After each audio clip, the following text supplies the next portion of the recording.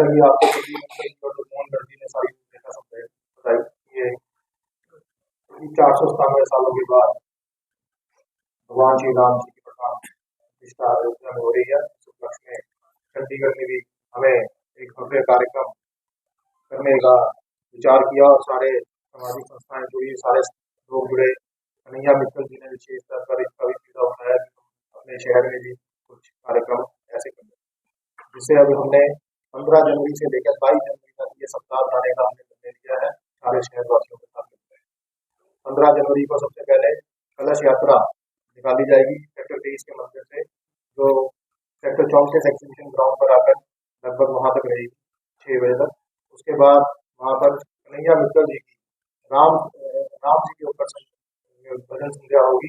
ये हमेशा पहली बार ये राम जी के ऊपर संध्या कर रहे हैं। मैं इनका बहुत बहुत आभार प्रकट करता हूँ कि जिन्होंने इसके लिए शहर को राममय बनाने के लिए अपना निर्णय लिया और हमारा सहयोग।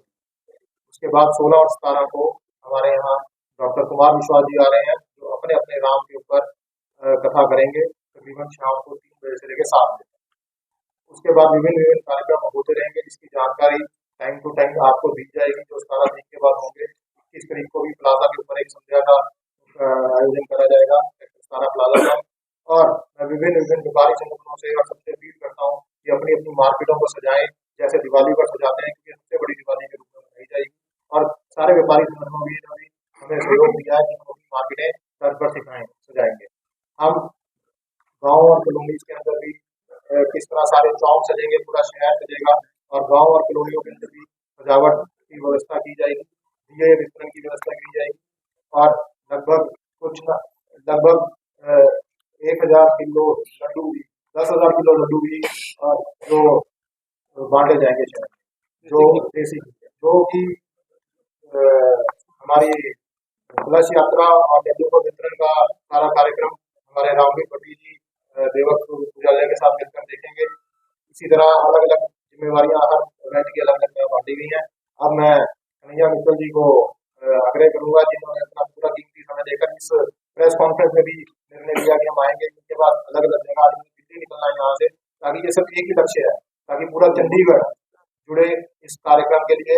और इन्होंने जो राम जी के ऊपर भजन संध्या कर रहे हैं, तो मैं बहुत बड़े इनका हृदय से आभार प्रकट करता हूँ कि ये आप अपने आप अग्रणी होकर लोगों को प्रेरित करने के लिए आज हमारे साथ इस प्रेस कॉन्फ्रेंस में आए हैं। मैं अब इनको आगे की कार्रवाई के लिए हमारे कन्हैया मित्तल जी आप सबको सबसे पहले नमस्कार आप सभी को। जैसा कि आप जानते हैं सभी, 22 तारीख को प्रभु राम अयोध्या में प्राण प्रतिष्ठा महोत्सव है।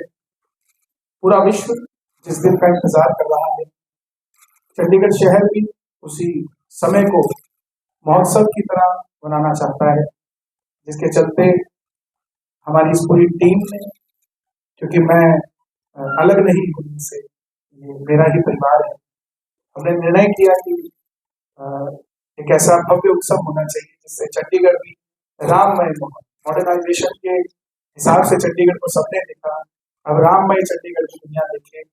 इसके तहत 15 तारीख को भजन संध्या है शाम को 6 बजे से 9 बजे तक, और पहली बार ये राम भजन संध्या है।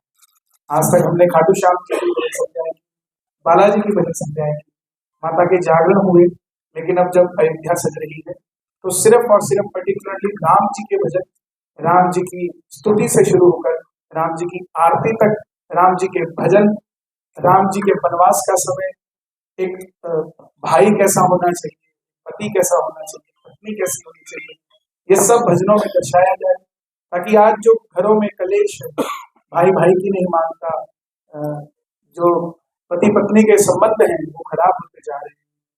एक नई दिशा, क्योंकि सिर्फ राम मंदिर में नहीं आ रहे, हमारा जो संस्कृति है, जो 500 सालों से प्रभु राम तंबू में बैठे थे, कि हमारा दुर्भाग्य है कि इसी देश के जो जन जन के राम है, महानायक है, उनको भी अपने घर के लिए कोर्ट में केस लड़ना पड़ा, और आज 500 सालों बाद उनका महल बनने जा रहा है। मैं सच बताऊं तो मैं इतना प्रसन्न हूँ, इतना प्रसन्न मैं तब हुआ था जब मेरे बेटा हुआ था और मैं पिता बना था, उतना ही प्रसन्न मैं आज हूँ कि मेरे राजा राम अपने महल में आ रहे हैं। हम पूरा चंडीगढ़ हमारा पूरा विश्व राममय है। उसी के चलते अपने अपने राम के लिए हमारे बड़े भाई कुमार विश्वास जी आएंगे और प्रैक्टिकली उनका जो तरीका है समझाने का हम सभी जानते हैं। प्रैक्टिकली राम से हम कैसे जुड़ सकते हैं, कैसे राजनीति से परे हट के रामनीति से जुड़ सकते हैं। इन चीजों को 2 दिन के लिए ये कार्यक्रम 16 और 17 को उनका रहेगा और 15 तारीख की भजन संध्या। उसी के चलते दिए भी वहां जलाए जाएंगे। मैंने निवेदन किया है मेयर साहब से कि 500 दिए, क्योंकि 500 साल का ये एक तरह से बनवास कटा है, 500 दिए रोज जलें ताकि जो हमारे 500 सालों तक हम दिए नहीं जला पाए उसे याद में हम 500 दिए रोज जलाएं। अब आप अपनी सवाल कर सकते हैं, कोई भी जानकारी लेना चाहें तो मीडिया उसी दिन इस आयोजन में रहेगी। पूरा शहर उन चरण पादुकाओं के दर्शन करेगा और उसको हम अयोध्या जी लेकर जाएंगे। और चंडीगढ़ से पहला तोहफा राम जी के लिए मुझे लगता है ये चरण पादुकाएं होगी। जो वनवास कटा है तो राजा राम बनेंगे तो चांदी की चरण पादुकाओं से तो अपना सफर तय करेगी। और सच में हमारी श्री राम कृपा सेवा ट्रस्ट एक ये मैसेज भी है कि हमारे चंडीगढ़ के सारे संस्थाएं, सारे मंडल, क्योंकि आज के समय में लोग स्पर्धा के हिसाब से, कंपटीशन के हिसाब से संस्थाओं को देखते हैं कि वो राम जी के लिए कर रहा है, वो श्याम जी के लिए कर रहा है, वो माता जी के लिए कर रहा है, वो बालाजी के लिए कर रहा है। अक्सर ये बातें उठती है कि एक संस्था की तो 10 संस्थाएं कैसे होती। तो ये प्रभु के नाम का विस्तार है, ना कि मंडलों का विस्तार है। ये चीज दर्शाता हुआ कि सारी संस्थाएं मिलकर, जब पूरा देश जिस चीज का आनंद ले रहा है, उत्सव मना रहा है, हमारा चंडीगढ़ शहर भी कोई जाति पाति देखते हुए कुछ नहीं, सब मिलकर बस राममय भगवाधारी होकर प्रभु राम के लिए इस कार्य में लगे हैं। आप सब भी सादर आमंत्रित हैं, आप सभी पधारे जी।